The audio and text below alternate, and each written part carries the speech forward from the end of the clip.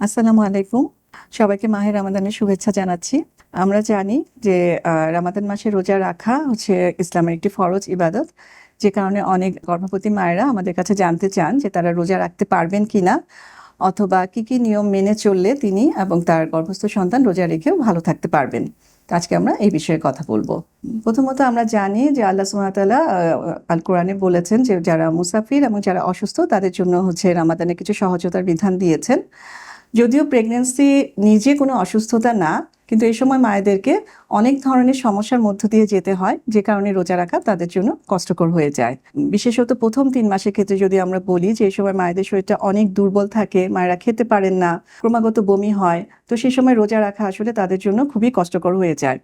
তো তাদের জন্য যে আল্লাহর বিধান অনুযায়ী তারা যেটা করতে পারেন যে এই সময় তারা রোজা না রেখে বরঞ্চ সারাদিনে অল্প অল্প করে একটু খেয়ে নিজে সুস্থ থাকার চেষ্টা করবেন এবং পরবর্তীতে এই দিনগুলোতে এই রোজাগুলো কাজা করে নিতে পারবেন। এছাড়া তাই বলে সব মায়েরাই প্রথম 3 মাসে খুব অসুস্থ থাকেন এরকম না। তো যারা সুস্থ আছেন, ভালোভাবে খাওয়া দাওয়া করতে পারছেন তারা, এবং প্রথম 3 মাসের পরবর্তীতে যে মায়েরা সুস্থ আছেন, কোনো ধরনের কোনো জটিলতা নেই, সেই মায়েদের ক্ষেত্রে তারা চাইলে রোজা রাখতে পারেন। তবে তাদের ক্ষেত্রে যেটা তাদেরকে মনে রাখতে হবে যে তার সারাদিনের যে পুষ্টির চাহিদা সেটি কিন্তু তার ইফতার থেকে সেহরির মাঝে, ওই সময়ের মাঝে কিন্তু এই চাহিদাটা পূরণ করতে হবে।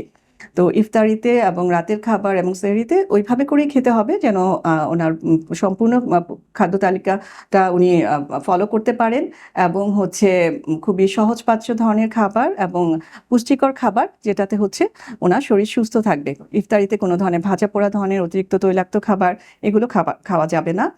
এবং সেহরিতে হচ্ছে একটু এমন ধরনের খাবার খেতে হবে যেগুলো আপনাকে লম্বা সময় আপনার ক্ষুধা লাগবে না এবং আপনার পানির পিপাসা পাবে না, যার মাঝে হচ্ছে আপনি জটিল শর্করা জাতীয় খাবার যেমন লাল আটার ভাত অথবা লাল আটার রুটি অথবা লাল চালের ভাত এটা খেতে পারেন। সাথে হচ্ছে একটি ডিম, 1 গ্লাস দুধ, পাকা কলা, খেজুর, বাদাম, যেগুলো ম্যাগনেসিয়াম সমৃদ্ধ খাবার, যেগুলো হচ্ছে পানিটাকে ধরে রাখে, এই ধরনের খাবারগুলো অবশ্যই আপনি সেহরিতে রাখার চেষ্টা করবেন।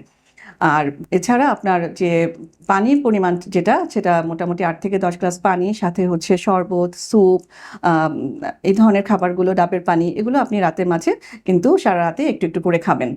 এবং রোজা রাখা অবস্থায় আপনি পর্যাপ্ত বিশ্রাম নেবেন, এবং আপনাকে খেয়াল করতে হবে যে আপনি নিজে সুস্থ বোধ করছেন কিনা, আপনার কোনো ধরনের মাথা ঘোরানো, অতিরিক্ত দুর্বলতা, এই ধরনের কোনো সমস্যা হচ্ছে কিনা, অথবা আপনার গর্ভস্থ সন্তানের নড়াচড়া কমে যাচ্ছে কিনা। যদি এই ধরনের কোনো অসুবিধা আপনি বোধ করেন তাহলে রোজা না রেখে আপনি বরঞ্চ আপনার স্বাভাবিকভাবে আপনার খাওয়া দাওয়া চালিয়ে যান, পরবর্তীতে এই রোজাগুলো আপনি রেখে নিতে পারবেন। আর যার এই ধরনের কোনো সমস্যা হচ্ছে না তিনি কিন্তু চাইলে তার রোজাগুলো সবগুলোই রেখে নিতে পারেন, কোনো অসুবিধা নেই।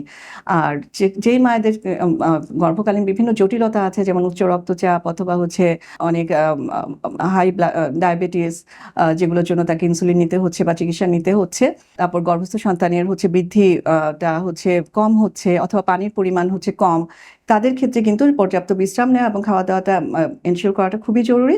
তো সেই ক্ষেত্রেও তারা কিন্তু এই সময়টাতে আল্লাহর বিধান অনুযায়ী রোজাটা না রেখে নিজের যত্ন এবং নিজের এবং গর্ভস্থ সন্তানের সুস্থতার প্রতি নজর দিবেন, এবং পরবর্তীতে এই রোজাগুলো কাজে করে নিতে পারবেন ইনশাআল্লাহ। ধন্যবাদ।